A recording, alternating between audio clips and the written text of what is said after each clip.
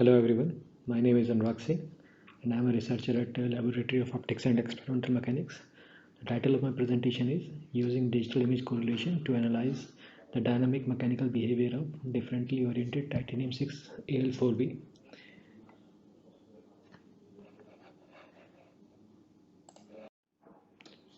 During this presentation, I will go through the following topics, starting with the introduction, then materials and the methods used, then the results of the quasi-static tensile test on titanium 6 Al4B on X, Y and Z direction, then the strain field which is obtained by the digital image correlation, then dynamic tensile test done by using the split Hopkinson pressure bar, and then computing the strain field by using the digital image correlation, and finally the conclusions. In the introduction, according to the Wohler's report, today the aerospace industry accounts for 18.2% of total additive manufacturing market, and this is considered as one of the most promising fields in the future. Additive manufacture techniques are ideal for aerospace components as aerospace components have complex geometry which is necessary for integrated function for like structural heat dissipation and airflow, and also it is useful for difficult to machine materials. The aerospace industry uses advanced and costly materials such as titanium alloys, nickel-based superalloys, high-strength steel alloys, or ultra-high temperature ceramics that are very difficult to manufacture and create a large amount of waste, up to 95% by conventional methods. Additive manufacturing reduces waste down to around 10 to 20% and provides complex shapes. The production can be customized and on demand the manufacturing can be done. It has high performance to weight ratio. Aerospace companies need to be lightweight and present high strength and stiffness to weight ratio to reduce the cost and emissions.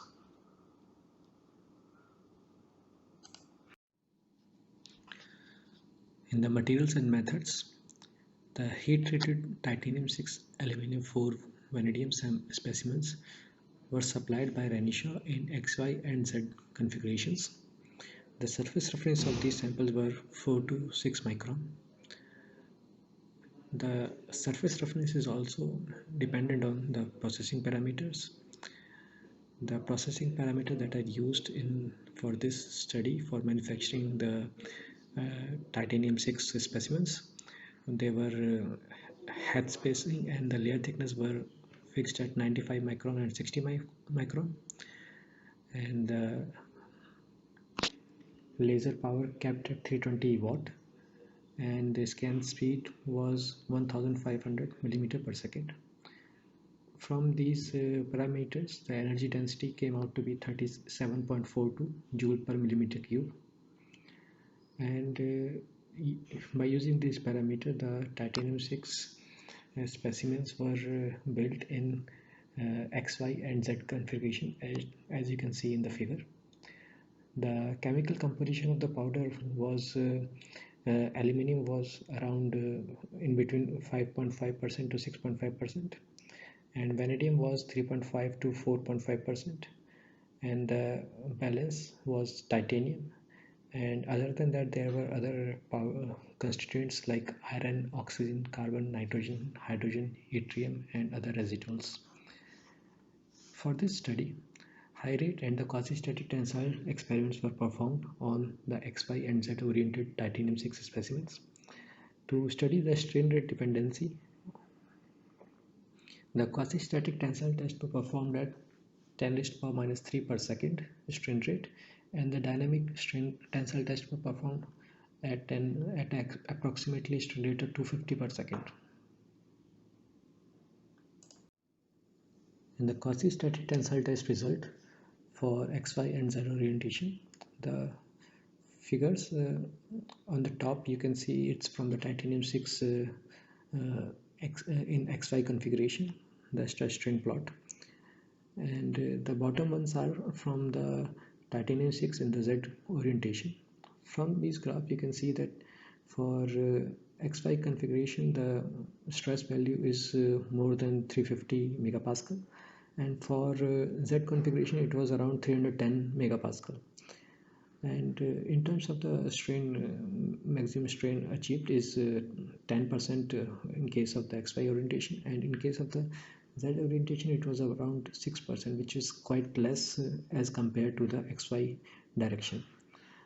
On the right hand side you can see the strain field as calculated from the digital image correlation, and it is calculated, strain field is calculated by Lagrange's strain.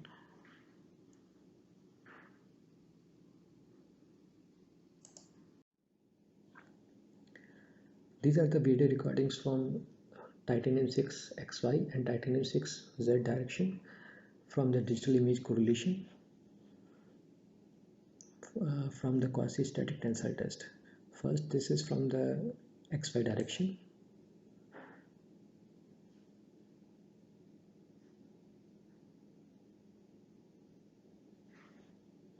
And now this is from the Z direction.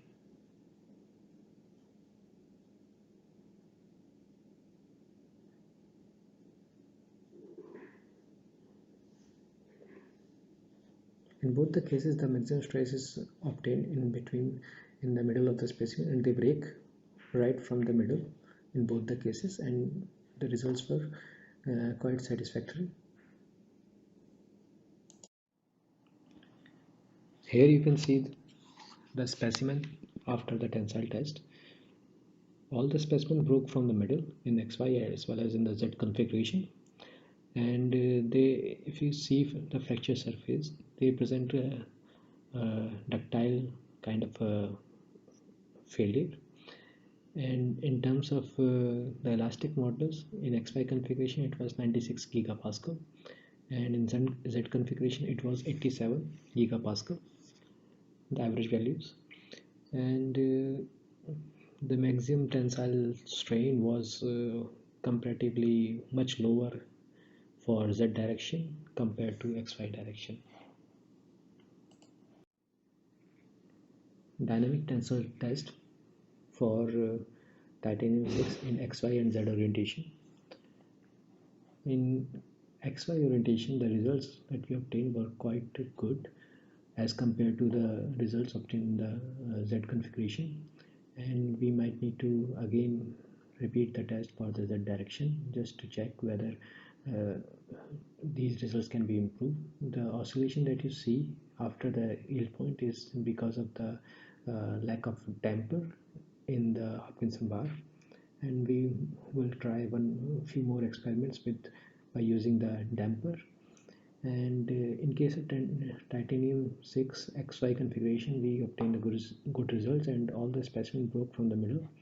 And you can also see the strain field obtained from the digital image correlation in case with the Hopkinson bar in XY configuration.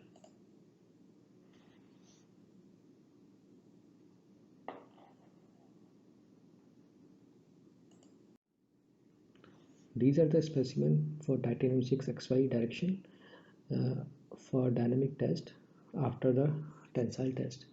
These specimens broke from the middle, and for the XY and Z direction, the results that we obtain are like in case of Z direction were half of the tensile strain as compared to the XY direction, and maximum tensile strength for XY direction was 368 megapascal, and yes, the results in XY direction are quite well as compared to the Z direction. In this slide, the comparison of the quasi-static and dynamic tensile tests were done. The first graph is stress strain curve in between the quasi-static and the dynamic test. As we can see that on increasing the strain rate, the curve shift towards the left and also shifted towards the upper side, and shows the higher stiffness as compared to the lower strain rate experiments. And also it reached a higher maximum strain as compared to the quasi-static test. In case of the Z direction oriented specimens, uh, the specimen showed the strain rate dependency in case of Z orientation and has higher stiffness as compared to the quasi-static test, but they were not able to achieve the strain values as were achieved by the quasi-static test in Z orientation. And last curve shows all the curves in quasi-static condition and dynamic for X, Y, and Z orientation. Conclusions and future outlook. Energy density of 37.42 joule per millimeter cube was used for the manufacturing of titanium, 6 aluminium, 4 vanadium samples. For both type of specimen, that is XY orientation and in Z orientation specimens, a strain rate dependency was noticed for the tensile test. Elastic modulus of 96.99 gigapascal was obtained for XY orientation and 87.74 gigapascal was obtained for Z orientation. The value of maximum strain obtained for Z oriented specimen was almost half of what we obtained for the XY oriented titanium 6 aluminum 4 vanadium specimens. For maximum stress values, Z oriented specimens showed lower maximum stress, were able to achieve a lower maximum stress as compared to XY oriented specimen. To understand these results better, there is a plan to carry out the microstructure analysis in the future, and also if by changing the process parameters, a better mechanical properties can be obtained. Thank you very much.